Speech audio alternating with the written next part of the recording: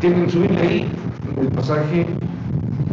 Y antes de que leamos el pasaje, quiero preguntarles, ¿qué es lo que hace el ser humano, que el ser humano más bien, de manera natural, rechace los preceptos, los mandamientos o los principios que Él ha puesto para nosotros, para nuestro bienestar, para nuestra bendición, para nuestra paz y para nuestro gozo, incluso para nuestra vida eterna?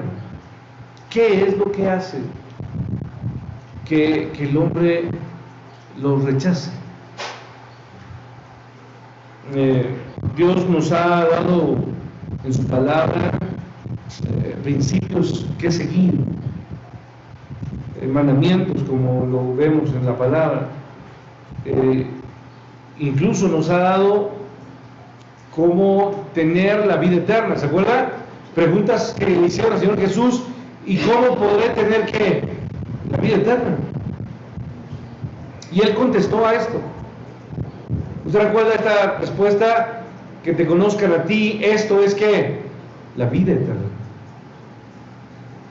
Entonces, ese sentido de rebelión que tiene el ser humano, de autonomía, que tú y yo heredamos a partir de la caída de Adán y de Eva, esa rebelión es la que nos lleva a rechazar los principios y mandatos de su ley. Nacimos siendo ¿qué, hermanos? Rebeldes, nacimos en pecado. Y usted, por naturaleza, simplemente rechaza los principios de Dios. Entonces, en pocas palabras, el hombre, y obviamente cuando hablo del hombre, esto me incluye a mí, porque yo formo parte de la raza humana, en sentido general, siempre queremos hacer lo que queremos hacer, como lo queremos hacer, cuando lo queremos hacer, en donde lo queremos hacer, y como nos decía mamá cuando estaba enojada, pues haz lo que te dé la gana ya, ¿no? ¿Sí o no? Porque así somos. O sea, somos rebeldes por naturaleza. Y qué lamentable es eso. Queremos siempre hacer nuestra voluntad, nuestros propósitos, nuestros deseos. Queremos satisfacernos a nosotros sin importar que los demás no hagan, o que nosotros simplemente les impidamos. Cosas tan sencillas como ¿qué vamos a ver cuando estemos juntos en televisión? Pues yo quiero ver esto y tú quieres ver otra cosa. Pues ya ahora, como cada quien tiene dispositivos electrónicos, pues que cada quien vea lo que quiere, ¿no? Ya, qué simple se resuelve esto. Entonces el ser humano, hermanos, quiere beneficios, pero no entiende que para obtener beneficios tiene que cubrir ciertos requisitos y mandatos. Entonces creo que cualquier persona que haya estado en la vida cristiana ya por tiempo, y yo lo platicaba hace algunos años cuando hubo una conferencia con pastores, se abordaba el tema de cuántos pastores han tenido en su corazón el deseo de ¿qué? De dejar el ministerio, que ya quieren claudicar y dejar la vida ministerial, porque pues obviamente es difícil estar manejando sus problemas más los problemas y las cargas de otras personas, y en algún momento muchos pastores en más de una ocasión han tenido el deseo de, pues se han visto tentados a simplemente dejar el ministerio de ser pastores o de servir a Dios. De manera personal, hermanos, cuando yo he pensado esto, porque lo he hecho, invariablemente Dios me ha contestado, no de forma audible, no crea que usted no cree usted que yo hablo con Dios y Él me habla. No es así. Pero lo que he visto en la respuesta de Dios, Él me contesta con preguntas. Pues, ¿desde cuándo tú puedes gobernarte? ¿Desde cuándo tú pones las reglas? ¿Desde cuándo tú crees que tus decisiones son mejores que las mías? No hay manera. ¿Cómo decirle a Dios que no, hermanos? No. Bajo este contexto yo quiero decirles que este pasaje, que es de 1 Pedro capítulo 3, es un pasaje contracultural. ¿Qué es eso de contracultural? Que va contra ¿qué? La cultura del momento. Es uno de los pasajes más controversiales o contraculturales en ese momento, el momento histórico en que la iglesia se encuentra. Pedro fue fundador de la iglesia, ¿o no? Sí. ¿En dónde? En Jerusalén. Les dije que se fundó la primera iglesia bautista en Jerusalén, ¿no? ¿Y quién fue el primer pastor de la iglesia bautista? El pastor bautista Pedro, ¿no? ¿Sí? Y Pedro fue ese primer pastor, y él, a inicio de la iglesia, está viviendo momentos difíciles, y en ese momento Pedro expone este pasaje contracultural. Y yo diría, bueno, ¿por qué decir que es contracultural? Bueno, cuando tú piensas lo que Dios nos ha revelado, nosotros debemos entender que en esta tierra usted y yo somos como aquel grupo de música del que hablé, somos peregrinos y somos ¿qué? Extranjeros. No somos ciudadanos de ¿dónde, hermanos? De aquí. Estamos de paso. Como diría la expresión, estamos peregrinando, porque nuestra patria celestial está en los cielos. Y nuestros valores, hermanos, a ver, cuando uno está de paso es peregrino, pues uno no deja de actuar como lo es en su nación. ¿Sí me explico? O sea, las personas que comen de cierta manera y han comido durante toda su vida de una forma y llegan a un país donde comen diferente, ¿ellos cambian su manera de comer o lo que comen? No. Ellos siguen comiendo lo que han comido todo el tiempo, a menos que ya hagan residencia y se queden aquí muchos años. Pero si solamente están de paso, ellos simplemente viven conforme a sus a sus reglas, a su forma de vivir y de comer y de vestirse. ¿Qué estoy diciendo, hermanos? Que usted y yo, nuestras reglas no están en este mundo. Nuestras reglas los ha dado Dios, y nosotros tenemos que vivir conforme a esas reglas impuestas por nuestro Señor. Entonces la ley de Dios es la que nos rige. ¿Cuál es nuestra forma? ¿Qué nos marca nuestra manera de actuar y de comportarnos? ¿Qué nos marca? La palabra de Dios. Uno de los principios, o el primer principio de los 20 puntos, ¿cuál es? La Biblia. ¿No? Los 20 puntos que se ven para que se bauticen los que quieren bautizar en resurrección, ¿no? Sí saben de quién estoy hablando, ¿no? Okay. Uno es la Biblia, y la Biblia nos dice que es nuestra forma de fe y ¿qué? Conducta. ¿Cómo debemos actuar?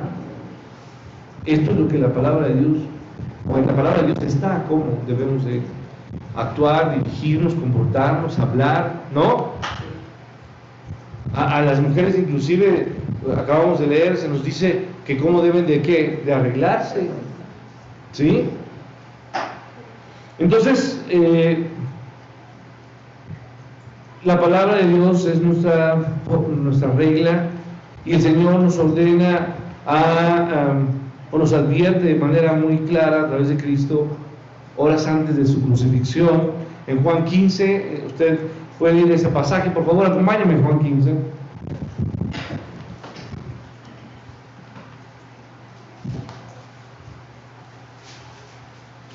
Casi al terminar,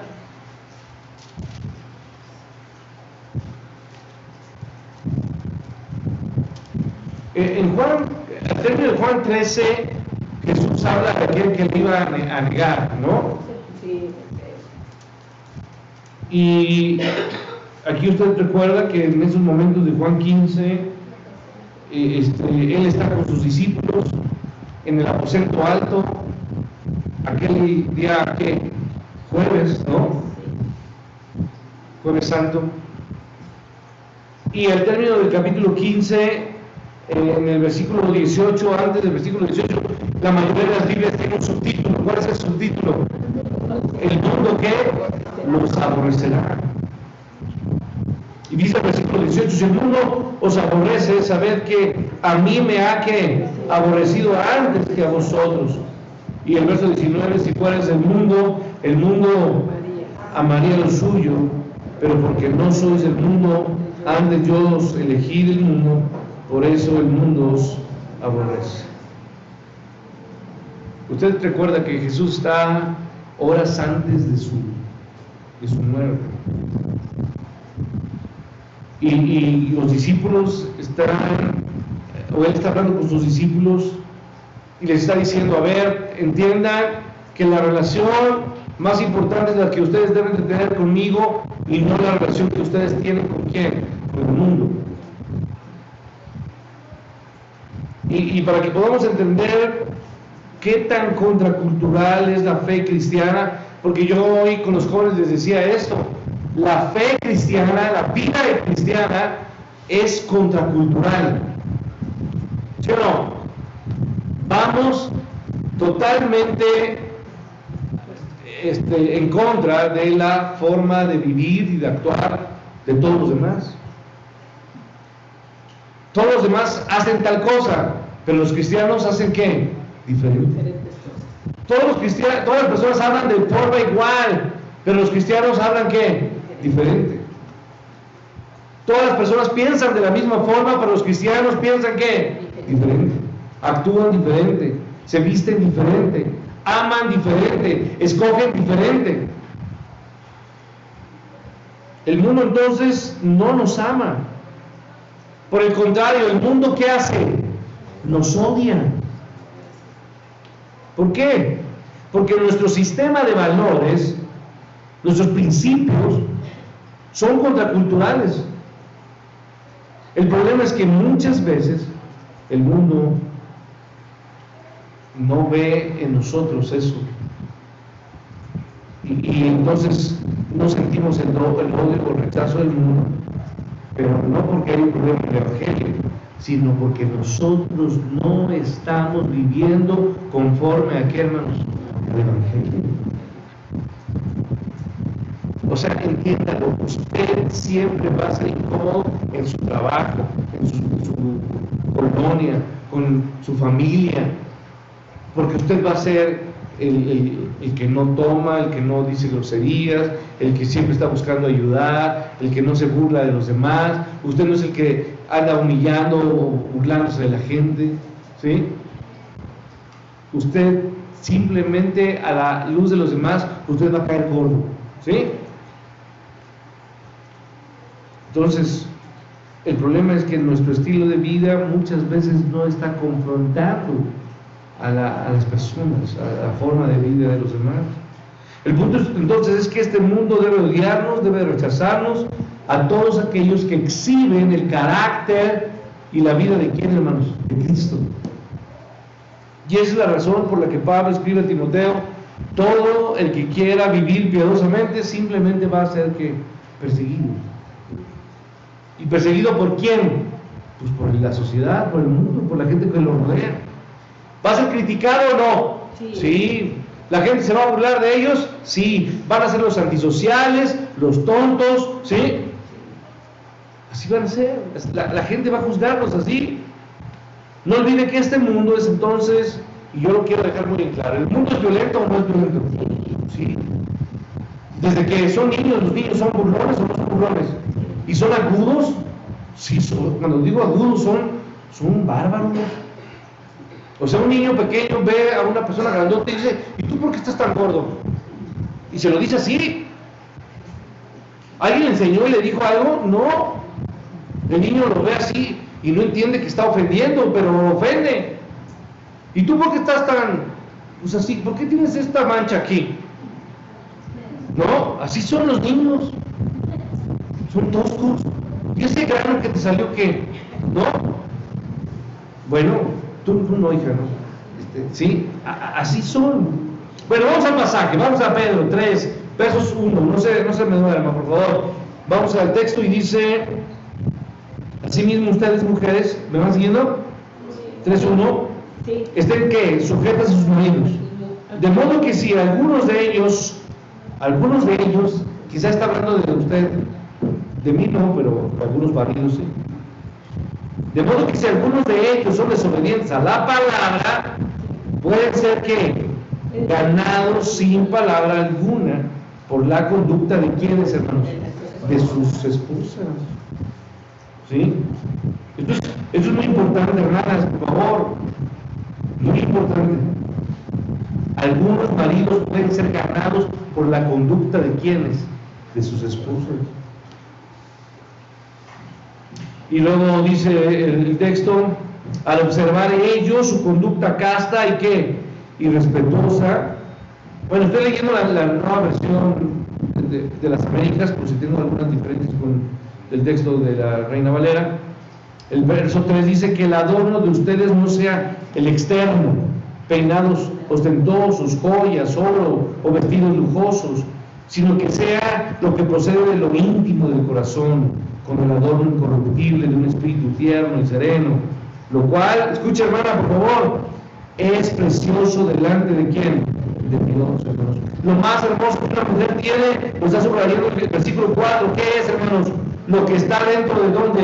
Del corazón, que es el adorno más grande, la joya más grande, no es un rubí, no es una esmeralda o no es un diamante. El adorno más lindo de una mujer es simplemente, hermanos, un corazón tierno y sereno.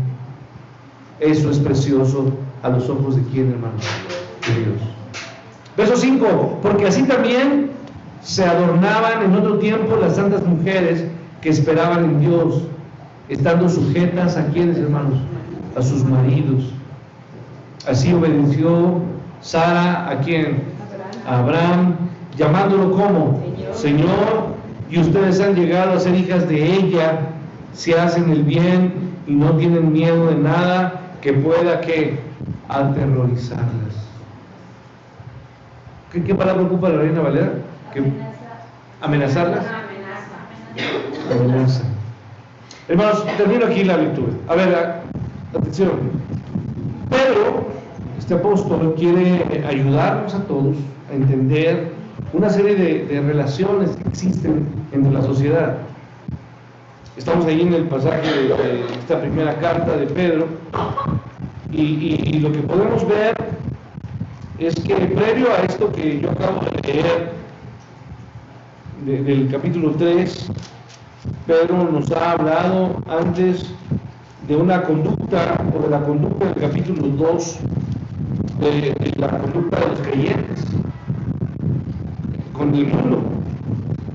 Habla acerca, y mire, amados, verso 11, yo os ruego como extranjeros y peregrinos que se abstengan de deseos que carnales que batallan contra el alma, manteniendo buena vuestra manera de vivir entre gentiles, para que lo que os calumnian como a malhechores glorifiquen a Dios en el día de la visitación al observar vuestras buenas obras. Por causa del Señor, someteos a toda, ¿qué dice? Institución humana. A ver, hermanos, aquí les estoy diciendo, Pedro ha comenzado, más bien en el capítulo 2 al final, comienza a decir que todo hombre tiene que someterse. De manera particular está hablando de someterse ¿a quién? A las instituciones, al gobierno, a instituciones humanas, como lo acabo de leer. Al verso 14, Bueno, el verso 13, al rey, ¿no? Como a superior, y luego dice a los gobernadores como que, como enviados por él. Entonces, toda autoridad gubernamental es enviada y puesta por quién, hermanos? Por Dios. Y dice, porque esa es la voluntad de Dios, que haciendo el bien hagáis enmudecer la ignorancia de los hombres insensatos, como libres, pero no como los que tienen libertad como pretexto para encubrir la malicia, sino como siervos de Dios. Y luego dice el verso 17, por favor, honrad a quién, a todos, amar la fraternidad, temer a Dios, honrad a quién, al rey. A ver, me tengo aquí. Entonces Pedro nos está dejando claro que nos debemos de someter a los hombres, a las instituciones, al gobierno, como si fueran enviados de Dios, porque finalmente es Dios quien los pone, les permite ocupar un cargo público. Y luego en 1 Pedro 2:17, si nos vamos un poco más atrás, nos llama a honrar a todo, perdón, en el 2:17, a honrar a Dios, a temer a Dios, ¿verdad? A glorificar a Dios. Y en el 16 nos dice que andemos como libres, pero que no usemos esa libertad como pretexto para ¿qué, hermanos? Para pecar, para hacer lo que queramos, porque tenemos esa libertad de hacerlo, porque no creas que puedes hacer eso, sino que más bien usemos la libertad para servir a quién, hermanos, a Dios, servir a Dios, sabiendo que entonces tendremos ciertas limitaciones de esa libertad. Y en 2:13, me regreso un poco, en el versículo 13 que acabo de leer, por lo cual, Señor, sometemos a toda institución y a ese rey como a superior. Y aquí, hermanos, antes de presentar estas enseñanzas contraculturales, Pedro hace esto como todo buen maestro debiera de hacer antes de traer la parte más dura, difícil de roer. Nos presenta la razón por la que ellos deben de hacer esto. ¿Cuál es la causa? Pedro nos está diciendo no que sea bueno, no que sea justo, no que sea nada fácil. Él simplemente está diciendo que esto, la sumisión, implica que usted debe entender que las cosas se tienen que hacer no como usted o como yo quiero, sino como que, como Él ha dicho, como Él ha ordenado, porque Él es Dios. Entonces, Pedro pudo haber dicho por amor a Cristo, pudo haber dicho por amor al Evangelio, por honor al Evangelio, por honrar al Evangelio, pero Pedro pudo haber dicho por su causa, pudo haber dicho, serían como frases sinónimas. En otras palabras, hay una razón superior, una razón mayor, una razón futura, más grande, más poderosa que todas, y esta es la sumisión que se nos está pidiendo. Ahora, hermanos, yo me detengo aquí un poco y le digo, pero ¿cómo se le ocurre a Pedro hablar de sumisión? ¿Por qué Pedro ocupa esta palabra de someter? Pedro quizá no está haciendo claro, pero yo quiero decirle que es la misma razón para seguir las instrucciones del capítulo 3, que ya mencioné desde el versículo 11, y esto Pedro sigue hablando hasta el capítulo 4, versículo 11, con recomendaciones para vivir para cada uno de nosotros. Y entender esto que estoy hablando, hermanos, nos habla o apunta a una sola persona. ¿Quién se sometió, hermanos? ¿Quién? Cristo. ¿Se sometió a quién, hermanos? A su Padre. ¿Y él quería hacerlo, hermanos? ¿Él quería hacerlo? No. ¿Él quería sufrir y pagar? No. Él oró y dijo, Padre, si puede pasar de mí, ¿qué? Esta copa, no quiero hacerlo. Señor, por favor, no quiero. Pero él terminó diciendo, pero no se haga a mí mi voluntad. Entonces, hermanos, tenemos una enseñanza de sumisión de nuestro Maestro, Salvador y Señor. Él fue el que se sometió. Él es ejemplo de sumisión. Usted simplemente no se quiere someter a cosas tan pequeñas, pero yo quiero decirle que el ejemplo de sumisión más grande lo vemos en la persona de quién, hermanos, de Cristo. Entonces, yo creo que ahí es donde está el problema, el meollo del asunto, que la mayoría de los hijos de Dios han sido convertidos al Evangelio y podemos dar una definición del Evangelio y podemos teológicamente contestar y quizá explicar el Evangelio y decir que Cristo amó de tal manera al mundo que dio a su Hijo. Y podemos explicarlo, hermano, y decir: Dios amó al mundo de una manera tan grande que dio a su Hijo unigénito y Él murió por nuestros pecados y Él pagó el precio. ¿Usted lo sabe o no lo sabe esto? Lo podemos explicar de forma muy sencilla. Hoy llamaba mi atención la alegría y la fuerza con que mi hermana Sophie predicaba el Evangelio a los indigentes y hablaba a ella. Ella estaba predicando en voz alta a todos ellos. Un ejemplo para muchos de nosotros. Y les decía: ¿qué padre entrega a su hijo? ¿Qué tipo de padre es el que entrega? ¿Ustedes lo harían? Y la gente contestaba: no lo haríamos, pero Dios amó y entregó a su hijo. Es algo que podemos explicar. Sin embargo, hermanos, aunque muchas veces podemos explicar esto, ¿qué pasa a la hora de vivirlo? ¿Qué pasa, hermanos? No es tan fácil, ¿verdad? No es nada fácil. Hablar el Evangelio, predicar el Evangelio puede ser sencillo, pero vivir el Evangelio es más complicado. Bueno, estoy llamando Evangelio, y cuando me refiero al Evangelio, estoy hablando de quién, hermanos, de Cristo. ¿Quién es el Evangelio? ¿Qué significa Evangelio? ¿Buenas qué? Buenas nuevas. Y la única buena nueva tiene un nombre, y su nombre es ¿quién? Cristo, Jesús. Las buenas nuevas de salvación fue las nuevas de gran gozo, que os ha nacido ¿qué? Un Salvador. ¿No se acuerda? Sí. Esa es la mejor noticia. Ha nacido el Salvador del mundo. Él pagó el precio. Él es la buena noticia. Él es el Evangelio, Cristo. Pero vivir la vida de Cristo, hermanos, ¿es complicado o no? Es complicado. Pero no puede ir separado el mensaje del Evangelio y la vida del Evangelio. Usted y yo tenemos que hacer las dos cosas: vivir como Cristo y predicar de Cristo, ¿cierto o no? Y tenemos que hacerlo de la misma manera, a la par, predicando y viviendo y predicando, ¿sí? Es algo que tenemos que hacer. Y aquí usted y yo podemos ver en este pasaje parte de lo que Dios nos está exigiendo en este pasaje. Déjeme comentarle que no trato de ser yo hacer cansado esto, pero para mí es importante que cuando usted piensa en la persona de Jesucristo y en su mensaje, entonces usted tiene que comprender que a Cristo le llevó despojarse de qué, hermanos, de su gloria, y de esa misma manera usted y yo tenemos que desprendernos de muchas cosas. Jesús se despojó, se desprendió de su gloria o no, lo hizo. Y ahora, cuando uno se casa, hermanos, uno tiene que desprenderse o no, tiene que desprenderse.